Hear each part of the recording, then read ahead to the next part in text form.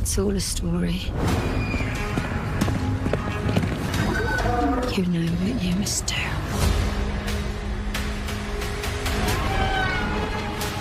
And you're but one part in it.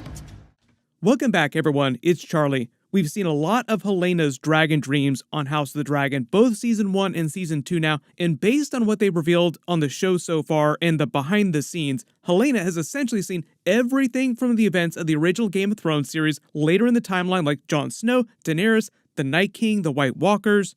I've joked before that she's seen all the Game of Thrones DVDs, like she's seen all the spoilers for everything that's going to happen.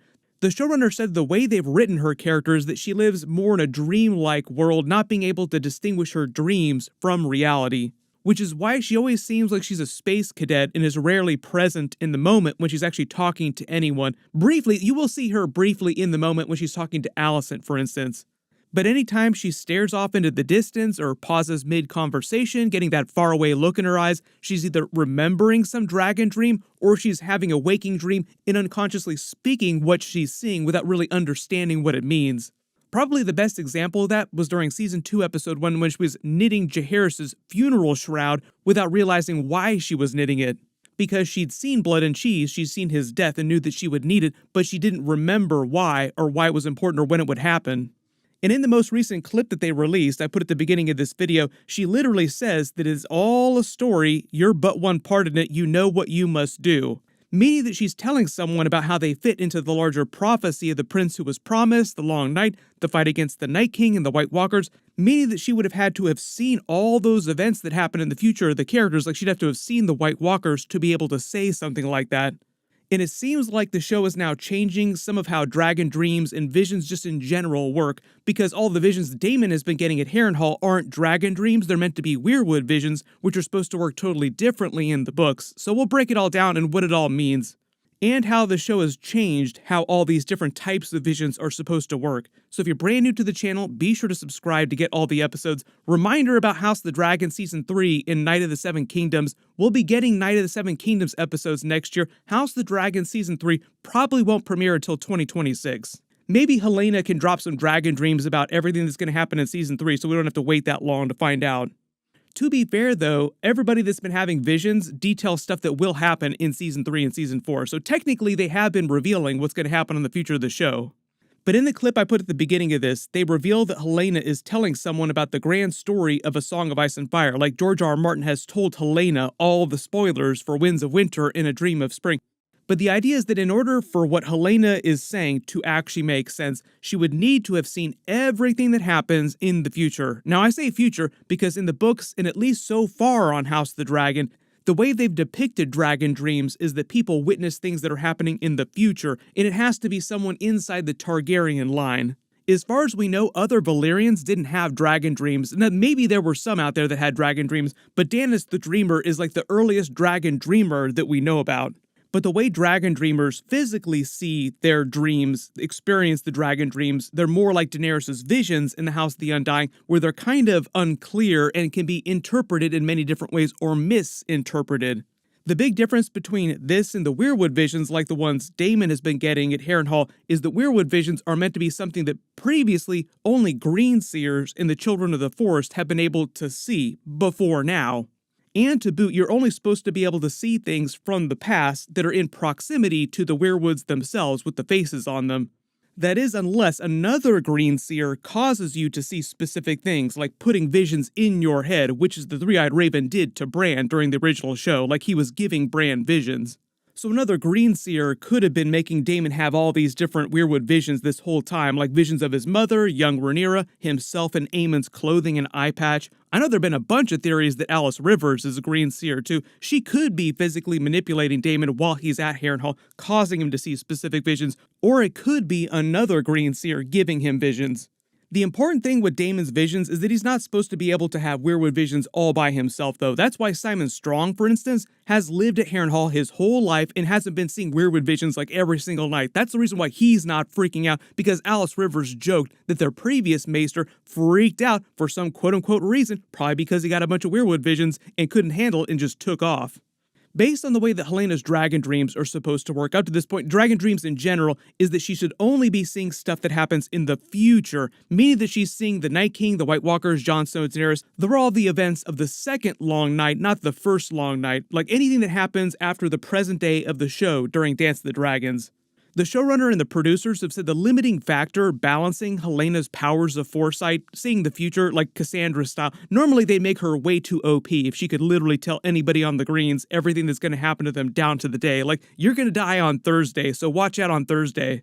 And we kind of see this the past couple of seasons on the show, is that Helaena has no understanding of what she's actually seeing in her dragon dreams. She can't tell the difference between dragon dreams and regular dreams, or even dreams in reality. So it's sort of like she's turning into the internet and she's seeing everything that happens in the future, kind of like Bran during the original show, but has no actual search bar to search for specific things or find any context in what she's seeing.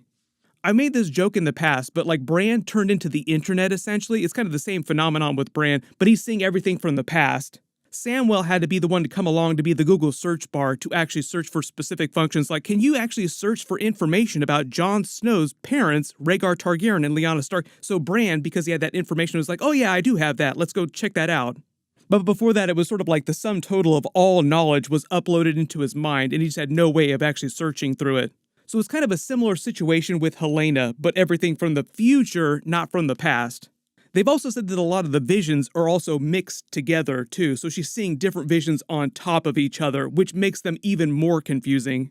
And most of her time is spent in this dreamlike state, this dreamlike world, sort of half reality. Imagine Daenerys in the House of the Undying during the original show, walking through all her different visions. They're saying that most of Helena's time is spent with her wandering around in visions kind of like these, which is why she always seems so confused. So the idea is that Helaena has seen all these futures for everyone. She knows that everybody's going to die at some point because she's seen everything in the future like hundreds of years later in the future, but she has no idea when it's going to happen, only that these things will happen. And because nobody on Team Green around her in the Red Keep is tuned into Valyrian history, Targaryen history, even Aemond seems like he's not really thinking about it that much. When she's spitting out all these prophecies and dragon dreams, nobody is really tuned in. They just think that it's all nonsense. It also kind of sounds like Aegon the Conqueror kept his dragon dreams of the Long Night, the White Walker's secret from most people too. Maybe he told his sister wives. Based on what House of the Dragon show is implied, he probably told his sisters in addition to Aenys, his heir, because the prophecy was meant to be told between king and their following heirs. And based on what we saw from Cregan Stark in Season 2, Episode 1, it sounds like Aegon probably told Torrhen Stark, the king in the north who bent the knee during the conquest, because it sounds like Cregan Stark knew all about the White Walkers. Winter is coming. So during his reign, Aegon the Conqueror probably made it a point to avoid keeping a lot of knowledge of dragon dreams from sitting around, explaining why people in present day just aren't tuned into the idea that there are dragon dreams that people might be having out there, like they are a thing that you should be clued in on just in case. Viserys was the exception to this because he was already a super big history nerd, compounded by the fact that when he sat the Iron Throne, he got the prophecy, Aegon's prophecy from King Jaehaerys, so he would have doubled down on a lot of the history that he was already studying in lore surrounding dragon dreams specifically. Really cool side detail, you actually see this in the behind the scenes, so the set decorators went way overboard during Season 1 and Season 2. It looks fantastic, like all the Game of Thrones House of the Dragon sets look fantastic. But during the events of Season 1, in the background of Viserys' chambers, the King's chambers, before Aegon moved in during Season 2, there was this book that was open to a page detailing the history of Daenerys the Dreamer having her dragon dream of the doom of Valyria. The actual pages the book is open to here detail what happened on the exact day that she had that dragon dream. They even mention that she was Balerion the Black Dread's first writer. Like, zoom and enhance, can we read the rest of this book? Like, there's all this Valyrian history here. Hopefully they'll cover the rest of this on one of the shows, either like the prequel shows if we do an Ancient Valyria show, or like the Aegon the Conquest series. But the idea is that Viserys was clearly studying the whole concept of dragon dreams and trying to figure out how they work. So I think that's one of the reasons why Helaena was probably his favorite, just because he kind of sensed maybe a little bit what was going on with her. But it sounds like he himself never actually had dragon dreams. Just like Greenseers, having the ability to dragon dream inside the Targaryen family was also super rare, so Helaena is probably meant to be the first person we know of inside their family since Aegon the Conqueror who actually had dragon dreams. But in the clip I put at the beginning of this, it goes way beyond Helaena just casually dropping hints about the Dance of the Dragons and what's happening right now, like in the next couple of years. Her prophecy about the spider in season 1, really good example about one that was specifically about the events of the Dance of the Dragons. During the clip I put at the beginning of this video, she's talking about the grand story that whoever this person she's talking to is but one part of. She's basically reading them the rest of the Song of Ice and Fire novels and the rest of the Fire and Blood book detailing the future history of the Targaryen family. Like, all this stuff is going to happen, and you're just a small chapter in it.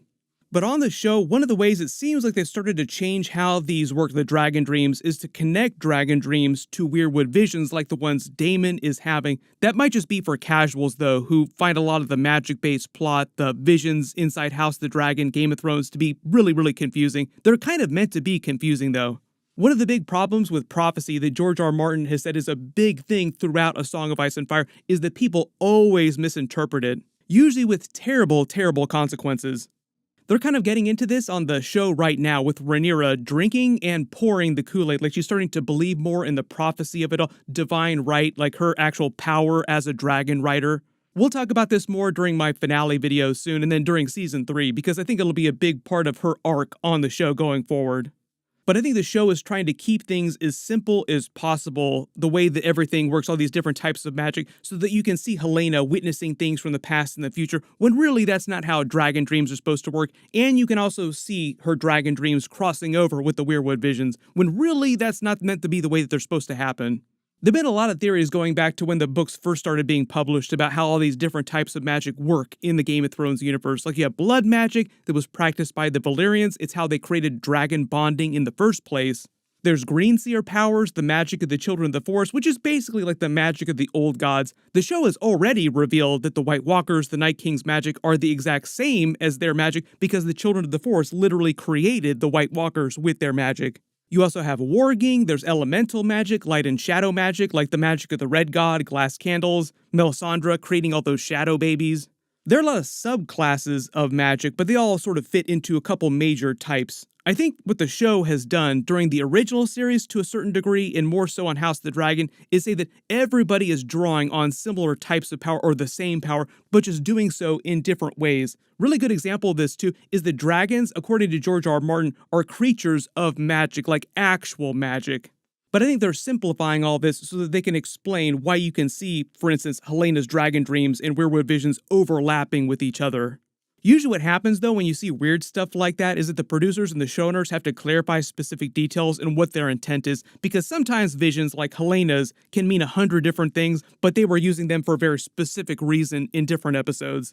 In the case of the clip I put at the beginning of this, when she's talking about her grand story, though, it's meant to be more about the prophecy of the Long Night. I did a completely separate video about Daemon's Weirwood visions specifically, and how they're all tied to the prophecy of the prince who was promised, the White Walkers, the Long Night too. You can kind of see how House of the Dragon is bringing everything back around, referencing Aegon's prophecy, the Long Night, the White Walkers, the prophecy of the prince who was promised, over and over again. It'll probably become an even bigger thing in future seasons. The reason why they're doing that is to provide some connective tissue between all these different prequels and spin-offs in the original main show, so that everything feels like it's connected into one overarching story, the story of A Song of Ice and Fire, ... There are a lot of changes that they make along the way, though, like reinterpreting things from the books. It's a little bit easier to do with the stuff they're adapting for House of the Dragon, because the way the book was written is open to interpretation. Like, it's one maester's opinion of things that happened in the past, done so in third party. It's not like the original A Song of Ice and Fire novels, when you're getting people's perspective from inside their heads. And usually when the showrunner is changing plot details from the original books for this current show for House of the Dragon, he did say that he usually runs stuff by George R. Martin, who will either okay or put the kibosh on different things. Like, can we make Helena's dragon dreams work a little bit this way? Can we make her live a little bit longer so that she can give us some more dragon dreams into like season 2, season 3? I am sure we're going to get a boatload of more Helaena dragon dreams on the show while she's still on the show, however many seasons she stays around. Totally in favor of them extending her lifespan so that she can just be around to just casually drop these little bits of information when nobody's actually listening to her. Earlier this year, I did a separate video about all the specific things, the events, the people that Helaena have seen in her dragon dreams that they've revealed on the show so far. Like, she's seen everything, but they've only revealed part of the things that she's seen. Thankfully, though, she graffitied all of it all over the walls of the Queen's chambers where she's been living now, and in the books that she has. Really big reminder that my House of the Dragon Season 2 Episode 8 finale video will post next. Be sure to enable alerts for my channel so you don't miss that. Once I post that, I'll start doing House of the Dragon Season 3 videos, so if you have any special requests for that, post them in the comments below. Everybody click here for that House of the Dragon Season 2 Episode 8 video, and click here for all my other House of the Dragon episodes.